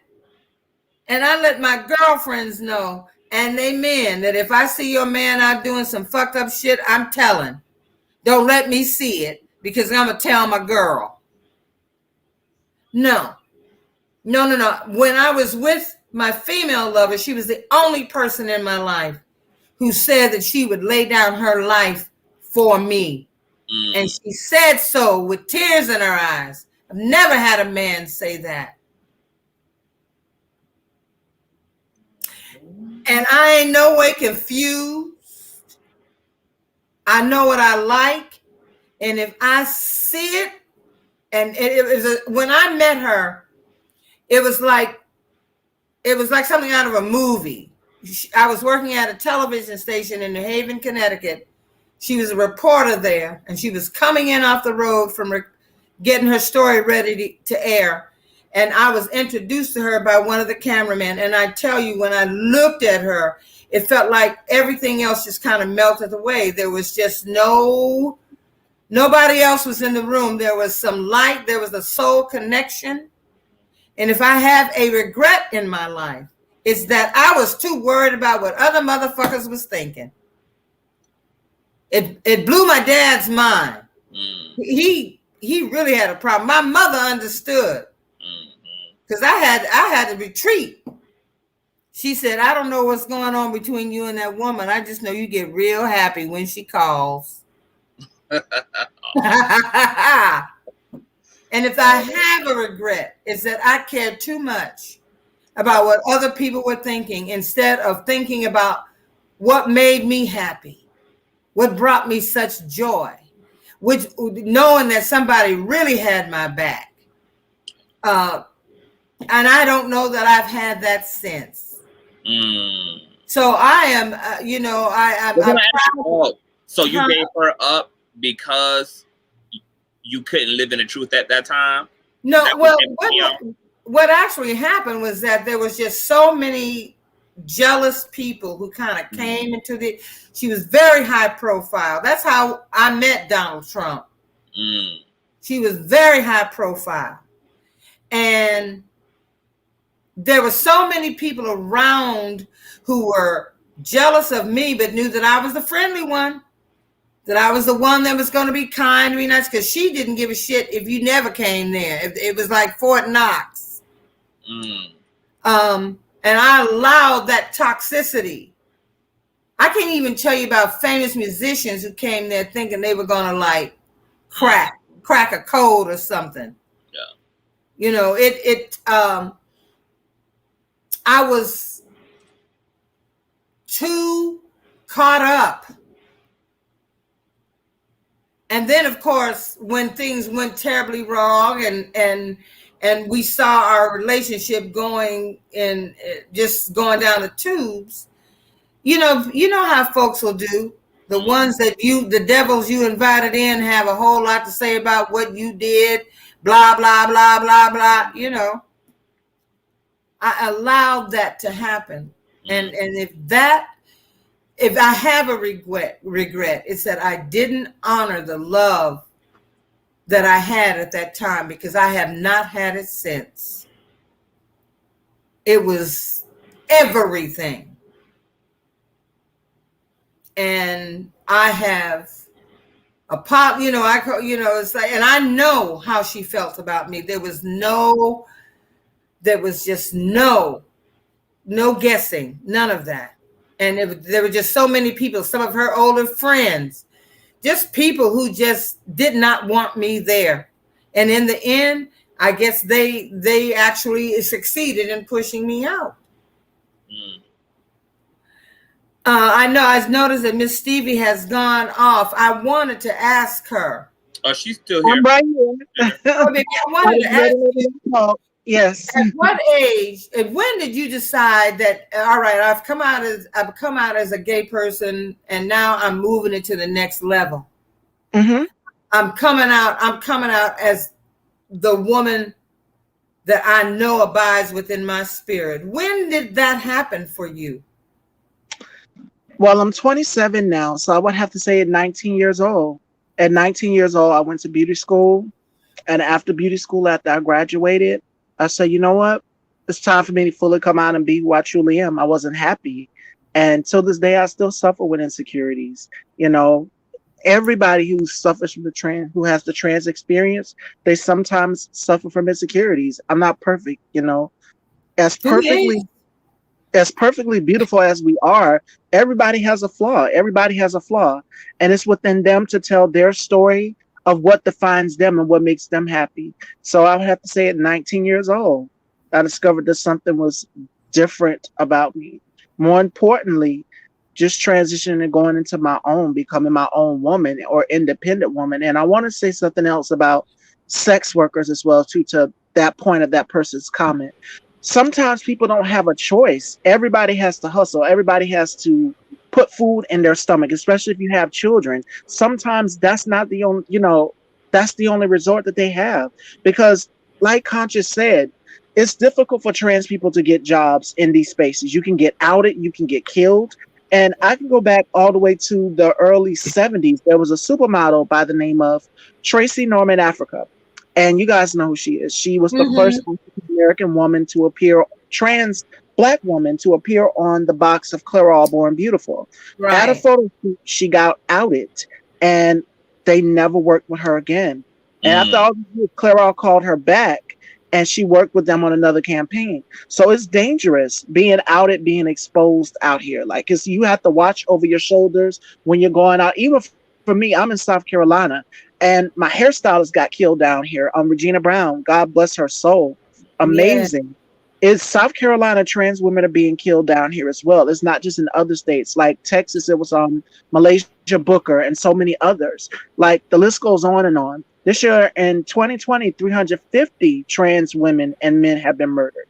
So it's dangerous times out here. We have to look over our shoulders constantly because we're easily being targeted. And that type of rhetoric in the comments that Miss Dottie and Judah is spewing on patriarchal. First of all, I'm a woman and I'm a Black woman. And secondly, what you're saying is patriarchy, because that's all you think that, oh, well, you can't do this because you're a woman. You can't do this because of a woman. Watch me. I will run circles around you as a woman. And then look at the picture. I have 2 male co-hosts. So who runs the roost? I do. Amen. I see Conscious probably went out for a little while. He may be coming back, and I hope he does. There he is. I got to let him in again. What I feel, I just really think, and I know that if we are talking about being created in our image, that's in Genesis. Let us create them in our image. That if the Creator knew that Adam needed a helpmeet, a woman, I mean, there's so much we could, that's a whole nother conversation. But for me, I have always said, I don't have to like what you do. I don't have to understand what you do. However, what I know that I have been given as a result of having gone through some things, as a result of always being judged, of people forming opinions about me without even from the one that came, the troll that came in and had so much to say about me. I'm a nappy-headed bitch. I'm a nappy-headed hoe, blah, blah, blah. Yeah, well, I have a thick skin also. You don't frighten me. You don't scare me. The only thing I should not have done was giving you as much air as I did. I will not stand in judgment of another person because I've not walked in those shoes. And when I saw the story of that young boy whose family tormented and abused him at 10, I have to think that young man is going to look back and he is going to see this. He is going to have this in his life for the rest of his life.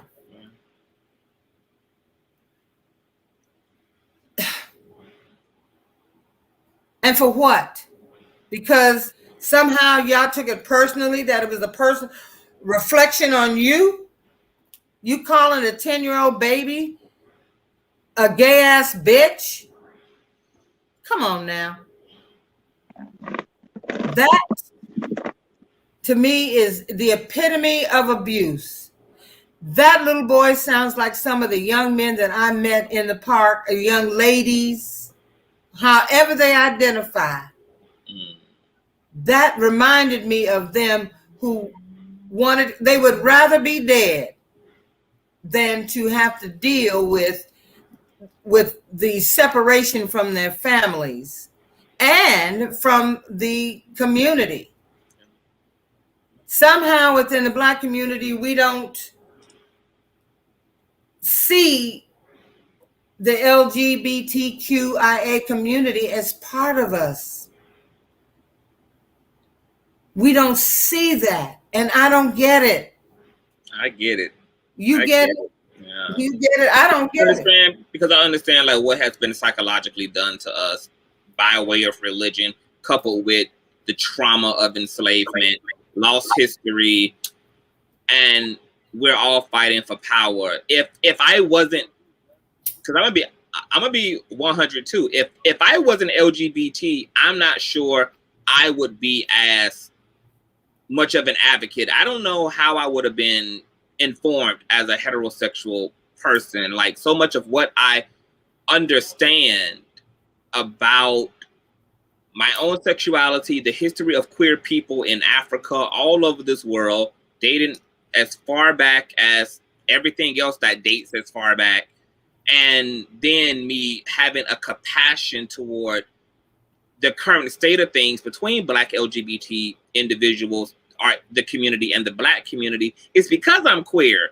Like, me being queer prompted me to do the work, to unmask all of this, to understand how did we get here. If I were a privileged heterosexual person, I probably wouldn't give a fuck about, maybe I just wouldn't care. I would probably be LGBT friendly, but, or maybe I would have been a homophobe my damn self. Maybe I would have been a transphobe my damn self. I just don't know, because I happen to be a queer person who made it into liberation. But I do understand, like, I get how we've gotten here. For me, the problem isn't the fact that we've gotten here. The problem is we got to get from here. This can't be it between Black LGBT and the cis Black community. Yeah. I don't care what got us to a place of division. Now, can we do something about that division? Right. Can we work forward from this division? I understand we don't even understand our own bodies as Black folk in this country. We don't have so much of the information about where we come from, our ancestry. I mean, so much is lost because of what has happened, especially to Black people within the West. And so I get it. I just want to move forward. And, you know, and because the only issue that we have to work out isn't just the sexuality part. We got to deal with the sexism in the Black community. We got to reinstate Black men into a healthy sense of masculinity. We have to reinstate Black women into a healthy sense of femininity. We have to understand these things on a metaphysical level. You know, in talking to you and Miss Stevie today, I came to a realization. Everywhere in this world, there's a heightened level of transphobia and homophobia. There's also a heightened level of patriarchy. I think that this is birthed out of patriarchy. Patriarchy leaves no room for any true value of the divine feminine. That divine feminine can be reflected in biological women. It can be reflected in trans women. It could be reflected in effeminate males, whether they're straight or gay. But that there's going to be a dismissal and a resistance anywhere that the divine feminine shows up. One of the issues in the West is we have a strong ass binary. There's boy, there's girl, and these are the functions of boy and the functions of girl. Pre-colonialized Africa, there were just feminine and masculine that represented itself in variations. People could have access to both. People could have more of one than the other. And we accommodated the way that those energies interacted with our culture, interacted with our personalities, interacted with the way we showed up. We don't have that in the West because of the strong binary of of male and female. Things are very categorized within the West. So you can't get a boy playing in hair in the West without that being abnormal, because the feminine belongs only to females in the West. You can't get a girl who loves to play sports and is into so-called male hobbies, because there's a strong binary. That masculinity only should belong to men. Yeah. Clearly, nature keeps showing us that these energies are not exclusive to any particular sex. Because if you're going the Bible's route, I mean, I don't fuck with the Bible like that. I don't use the Bible really to explain anything at this damn point. I have great respect for the scriptures, but I don't consider the Bible to be the only scriptures. I consider the I Ching to be scriptures, the Kabbalah to be scriptures, the Quran to be scriptures, and the Bible to be scriptures. But if we're going to use the Bible, of course it would be that feminine energy and masculine energy exists within males, because guess what? According to the Bible, the feminine within the man was extrapolated from within him. It didn't come from somewhere outside of Adam. Right. The feminine principle didn't come from Venus and land next to Adam in the garden, and then Adam woke up to woman.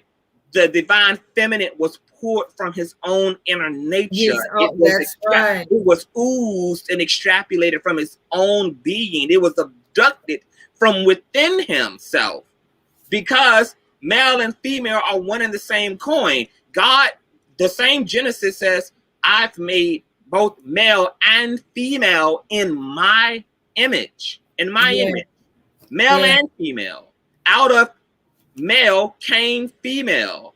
Then you also have the interesting metaphysics of the scriptures that go over dumb people's minds around marriage. Here it is, you have the scripture saying that when male and female come together in holy matrimony, they do what? Become one in spirit. Because we're talking about something that's metaphysical, but being represented through the ritual of marriage, or the ritual of intimacy, or the ritual of sex between the sexes. And we're making it about the literal thing instead of keeping it on the substance. The Bible has a difficult issue as well, because it's trying to describe metaphysical things in symbolisms that humans can understand. But the issue with us as humans sometimes is that we don't do too well with symbolism. We don't. The literalism.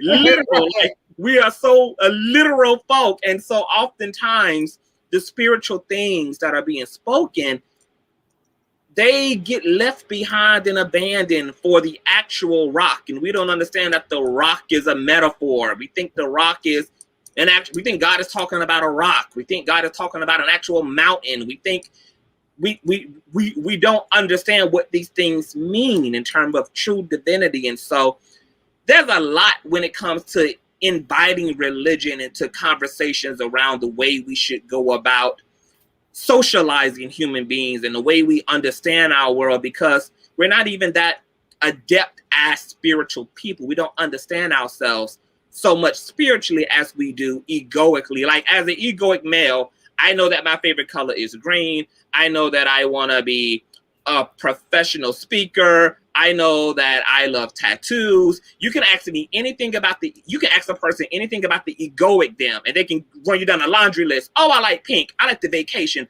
I like Giuseppe's. I like blonde hair. I love country music. They can just go on and on for fucking days, make whole biographies out of their egoic self. Ask a person what they understand about themselves spiritually. Ask them about any attribute they have spiritually. Ask them about their spiritual makeup. You'll probably get a lot of empty space. Because that's the identity that we're not focused upon. And so it's difficult. So most of our issues in the world, whether it's sexism, transphobia, homophobia, racism, etc., really comes out of a identity crisis, a spiritual identity crisis that we're suffering from. And the side effect of being in crisis is this very divisive world on anti-Blackness that is xenophobic, transphobic, etc. I believe that we're not going to be able to clear up a lot of the things that we're battling as a people until we rectify the spiritual condition. Yes. If that's not where we're focused at, and we don't realize that's the root, once again, we're going to be here generations later, and there are going to be people, there's going to be a reincarnated Jace, a reincarnated CTV, and a reincarnated Miss Stevie sitting on a StreamYard Live 57 or 100 years from now talking about the same fucking issues if we don't address the roots. You're absolutely right. I agree with you wholeheartedly. We cannot begin to heal until we heal the spirit man, the spirit woman. And somewhere along the line, we forgot or were taught that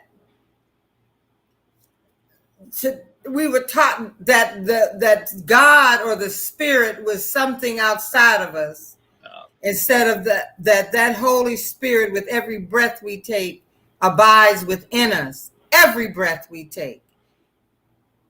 So as you were talking, I was dealing with the oracles. And the first card that fell out was self-reflection. Whoopsie. Self-reflection. You know, with a full moon. It is time for us to sincerely go deeply into ourselves and acknowledge even the stuff that you don't like about yourself. Acknowledge it. If there's a desire for you to want to do better, you have to know thyself. So I would encourage everyone, Miss Stevie, I'm going to go on your Instagram and see what's going on, girl. Everything, honey. With the fashions and things like that.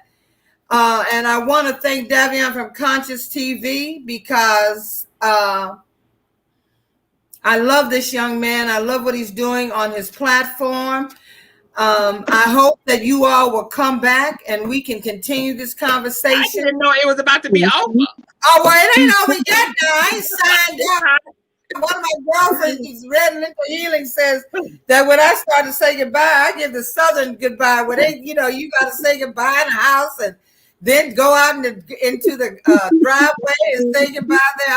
We're not done. We are by any means not done. But I say self-reflection because it's so important.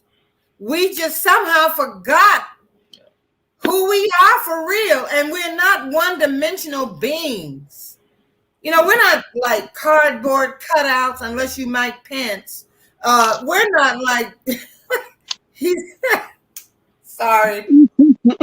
He said he was proud. It is Pride Month, honey. So get in. Be proud, boo.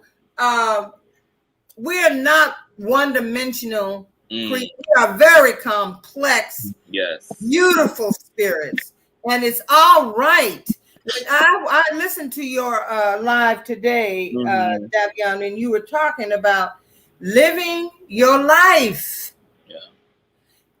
Look, when we saw on the news about that building that came crashing down on those people, I don't think that anybody who may have prayed their prayers the night before, who was getting ready to go to bed, thought that building would come crashing down on them. And it reminds us of the fragility of life, how quickly it can be snuffed out.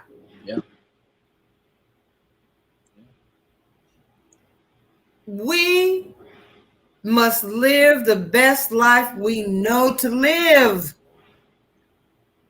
And a big part of it begins when you know yourself, when you know all about yourself, when you know all the ugly shit, the dark shit, the stuff that you try to keep hidden, the stuff you don't want nobody else to see, the stuff you may confess when nobody's looking. It's all a part of us, all of it. Allow the child to be. I went through a hypnosis where I was taken back to my little girl, and I looked at some pictures and I remembered things about my childhood, being a little girl, and how all I ever was a loving little girl. I remember not liking a onesie. I remember liking a little dress that my mother used to dress me. I loved that little dress. I remember how I was such a girly girl. And I was able to tell that child how proud I am of the woman that she has become. Amen. And it was very emotional. It was cleansing. It was cathartic. I mean, it was. I went through a bunch of emotions coming up out of it. We are not these. We are not that.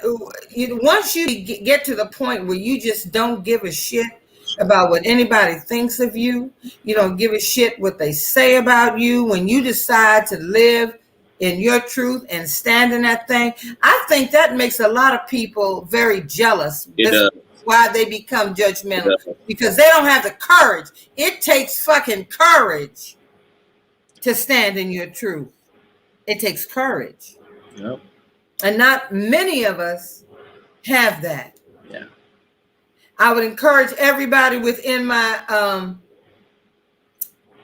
within the chat today. First of all, I thank all of you. We've gone from 21 to 27 to 12. You know, it's like I don't give a shit if there was just the 3 of us here. Okay. It's a party. We're still gonna carry on, and we're gonna carry through, and the message is going to get out. Yeah. I want y'all to show love to Miss Stevie on her Instagram. She's Miss_Stevie keep it real. You can find Davyon on Consciouz TV, and I'm telling you, he has very interesting content. He really, really does. I love this young man. I really do, because every time I go on, I'm gonna get a laugh. I'm gonna have to laugh, but I'm also going to get. I'm also going to learn something or get kind of confirmation of something I might have been thinking about. I can go on because he is truly, yes, Sharon Granger, the Bible is full of symbolism, but who would acknowledge that? Who would acknowledge that? Because the people who are caught up in the dogma of the church don't want to know. They don't want to know. I'm not at all opposed to Christianity. I am pissed about how it's taught. Yeah. You know? Yeah. I don't like the way it's taught, because when I was growing up, it was fire and brimstone. Everybody was going to hell. We sat up in the church, and all I wanted to do was go ride my bicycle. And I'm thinking God is going to send me to hell. I'm not into this message at all. It's like I can't wait till he get through hollering and screaming in the pulpit so I can get out and put on my play clothes. You know. Amen. It took a lot of study for me to find the loving God. Yeah. A lot of study. A lot of seeking. As I said, I found Consciouz when he was teaching and discussing spiritual things with a very interesting person called Truth Seeker, TRUTHSEEKAH. This person has some very interesting topics that he talks on. Dr. Larry Reed, who is just funny to me. I am really, really pleased with the friendship, the deep and abiding friendship and brotherhood that you have with Dr. Reed. And we won't be going into that. Y'all have to go to his channel to find out what that's all about. But I'm telling you, this is a ride or die brother right here, okay? He will not let truly ride or die. And we all need a friend like that. We all need somebody who's going to come in. I don't deal with religion, because to me, religion has screwed up so many people's lives and minds. For the Catholic bishops to get mad at Joe Biden and not want to give him communion because he's not anti-abortion, yet the Catholic Church has the highest percentage of homosexuality and abuse of children in the history of the thing. You know, how dare they? How dare they? Yeah. Y'all just want to forget about that.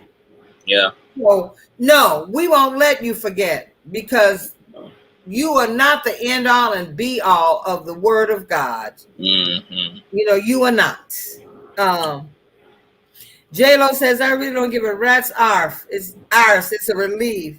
Religion are for people who feel hell. Spirituality is for people who have already been there.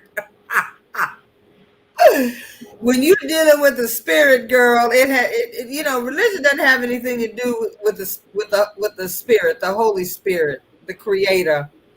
There is a guardian angel. There are angels that surround you all the time that speak to you. And angels don't want to be worshipped. They're waiting for an assignment. They're waiting for you to send them out to do what you ask them to do. Yeah. So we don't have to. All we have to do to the angel, for the angels, is say thank you, because there are 70. You know, there's like 72,000 angels surrounding you as we speak, all waiting for you to give them something to do. I had an experience where someone had my door open and someone passed by and put $20 down on a little stool and said, "God bless you." And by the time I got to the door, they were gone. That person wasn't, that image, that person wasn't there anymore. And that was $20 that really helped me. Amen. Help me out. It was like, thank you. Mm-hmm. So I know that we can have Davyon back and we can speak about these things. Can I speak to that point that you just made about one of the sure. about religion? I was going to say, you know, religion is for people who fear God. Spirituality is for people who want to know God.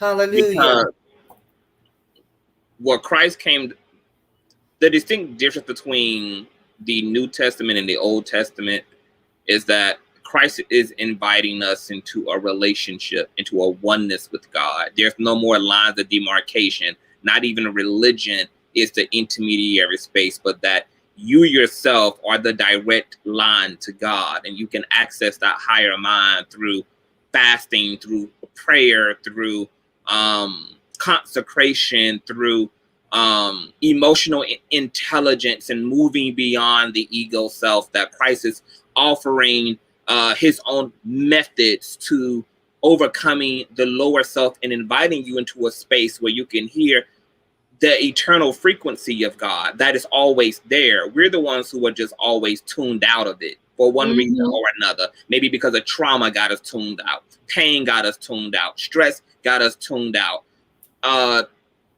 just not having access to the truth. Nobody ever told us how to tune in, and we don't even know that the methods we have are very mediocre or aren't even that effective. And so there's lots of things that play into the tuning out. And so Christ comes to bring it all in and to simplify the process. This is why when the disciples said to Christ, "How can I see God?" He said, "If you've seen me, you've seen the Father." And yes. When they see you, they see me. This is all one and the same. Mm-hmm. This is all a world within a world within a world within a world. It's God within a God within a God within a God within a God. One of the biggest issues, even when it so the way you can get to not giving a fucking life, which thank God I have achieved it too, Miss Jace, because I'm getting my life right now with having I have a spiritual middle finger going on in my life right now, and I am feeling myself. I am feeling my spiritual middle finger. I am free, honey, indeed. But one of the ways you get to that is by first accepting that the reason why self-love is difficult is because, first of all, you haven't been encouraged to create a self you could love. You've been encouraged to create a self that appeases everyone around you.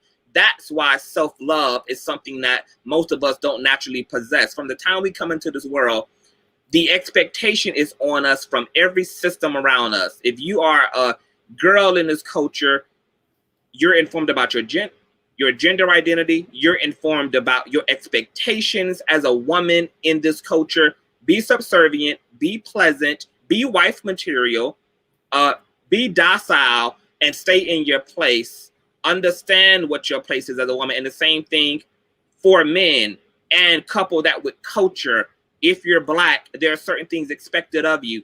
If you are a part of a church family, there's a persona expected of you. If you're in the workplace, there's a persona expected of you. If you're in white America, there's a persona. And so you haven't even been able to be, you haven't even been encouraged to know who the hell you really are, because you spent most of your life understanding how to fake it for other people so that you make it in this world. That's right. So most people are naturally out of touch with who the hell they are. They have no identity. And the unfortunate part about this is that sometimes you spend more than half your life before you have that inevitable identity crisis, that inevitable midlife crisis where it hits you that, oh my God, I've done all of this and I don't know why. Yes. I don't know why I married this crazy bitch. I don't know why I'm working this miserable job. I have all this stuff and I'm not happy and I don't know who I am or what to do with myself. And so we got to bring this all the way back to parents. Is if you are a parent, it is very important for you to give room for your children to discover themselves, allow them to encourage them to be curious about themselves, to be curious about their minds, and coax them along, but don't do it for them per se. One of the beautiful illustrations of this, Miss Chase, is the way that Gabrielle Union and Dwayne Wade are raising Zaya, where they've taken the approach instead of us trying to tell our daughter who she is and is not, we're going to actually go on this journey of self-discovery with her and find out who and what she is. Now, That's who's right. giving this family all the clapback? It's our own people, because in our community, right. in our communities, what? A child having agency? What? Supporting your child's individual? What? Not as black folk. No, ma'am. You do as I say. You get in order. You don't come to know who the hell you are until you're the one paying the bills. You leave my house. You can do what the hell you want to do then. But as long as you're here, you're going to be controlled. You're going to be dictated. You're going to fall in line. You're going to get information, or there will be a drop cord to your ass. So there's a lot of things we have to unpack, but a lot of this should start when we're young. So many adults would be healthier versions of themselves if this had started out in our younger years. So many of us wouldn't have even made half of the mistakes that we made had a healthier sense of self been cultivated from the beginning versus having to live through this and then somewhat wake up and accidentally realize that you might have missed the ball. Like that's too costly in the only life you have. That's too costly, too much of a gamble. To some, it's the only opportunity to exist within this reality. So setting yourself free comes from understanding that you've been uninformed, you have not invited to be self, and to give your permission to vote for yourself. Give yourself permission to let go of the world and see what sticks. All of my sense of self came from me divorcing the world and then re-inviting myself back into it. I had to divorce Christianity for a time in my life because I had inherited Christianity. I didn't get to choose it. It was already a part of my culture. It was already a part of my family. So it was something that I inherited. When I became an adult, I had to let it go and go study everything else and see if I would return back to Christianity or what I would think of Christianity after I've given myself the opportunity to hear from other things aside from the things that were given to me. And I just want to tell everyone, it's okay to give yourself the vote. I need to know for myself. I need to know me for myself. If that means letting go of what I've been taught, letting go of what my mama told me about what it means to be a woman, what my daddy told me about what I need to do with my life, what the church what it takes for you to give yourself an opportunity to flex and to exhale and to see what is true for you. That's okay. The problem is we don't have enough people telling people it's okay to vote for your fucking self. It's okay for you to make up your own mind. It's okay for you to create your own damn rules. Long as your rules don't involve hurting yourself or hurting another person, play life how it resonates with you. Find your musical tune and then get your motherfucking groove on in life, because everybody deserves to have a groove. Everybody deserves to be comfortable in life. Everybody deserves to be having a good damn time in life. Every single one of us. And invite yourself to the tune and to the music of life And I thank you once again, Jace, for inviting me up here. Well, this won't be the last time that I have you and Miss Stevie back. I hope that this will be just the beginning. It is of these conversations. I am so happy that you decided that you would, you sent such a loving email. I just thought, I know he's in high demand, because you've been out here in these streets. Yes, you have been. I'm a fairly new YouTube content creator. I'm still finding my way, but this has been a lovely experience. Miss Stevie, thank you for coming on and sharing your story. Know that you are loved on this platform, that you are loved, darling, and you are welcome to come back anytime you like. Yes, I want to thank everybody that hung in here with us, and know that we can end on that note. Yeah. That self-reflection is real important, y'all. That it's okay for you to be you. It's okay. And walk in that truth, walk in that power, walk in that glory, walk in that realization that it is all right for me to be who I am. I'm not out here trying to please any damn body but myself these days. I've been a people pleaser long enough to know that it didn't get me nowhere, because everybody that I was in that kind of cycle with has gone on and living their life and doing their thing, and they don't give a damn about what I'm thinking. So thank you so much to all who came. Are you going live anytime tonight, Davyon? Probably tonight. I'm probably going to go live later on tonight. I'm going to probably cook me some dinner and stuff. So I'll probably be on again, probably around 9 o'clock-ish. Yeah, I want to catch you because I'm hungry as a motherfucker. Me too. I'm like starving. Yes. So everyone, thank you so much for joining us. Like, share, subscribe, invite your friends. I'll figure out who can be a moderator. Because I'll help you out with that. Okay. Just remember, once you leave out of StreamYard, you can go back and watch the replay if you want on YouTube, and just click on whoever name that you want to be a moderator, and it'll give you the options even from the replay stream to make them a moderator. And the next time you see them in your live, they'll have a wrench. Thank you so much. Thank you for teaching me that, because child. Yeah, I know it's a lot going on. It's a lot. It's a lot. I know. It's a lot. I love you. I love you all. And we will see you again the next time that Petty Party comes on. Namaste. Peace. Peace. Here, everyone.